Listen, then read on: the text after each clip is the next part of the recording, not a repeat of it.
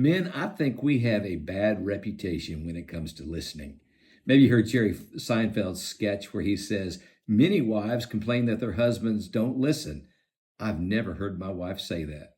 I don't know. Maybe she has. As funny as that is, it may be true. Listening well is hard work. It requires us to do two things, which is to slow down and shut up. James 1:19 tells us to be quick to listen, slow to speak, and slow to anger.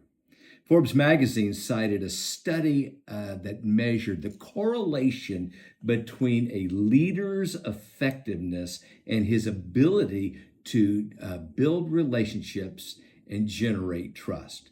And they found that leaders that measured high on the effectiveness at listening scored in the 88th percentile in regard to building quality relationships and generating trust. Leaders that were poor as listeners ranked in the 13th and 14th percentiles in regard to the same.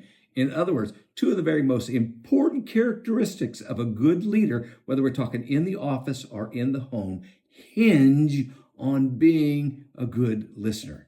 It is a challenge for all of us. So here's one of the things that I do to try to help me listen well. I do find that when I'm beginning to lose patience with a conversation, even though I keep my face turned toward the person, I begin to telegraph my impatience by turning my shoulders down the hall.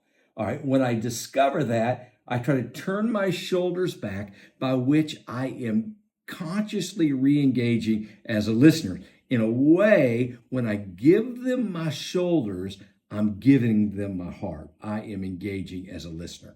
Now, that's just one idea out of many, but if listening is that important, let's give it a try. Maybe we can shake our reputation. And that's today's 2-Minute Toolbox.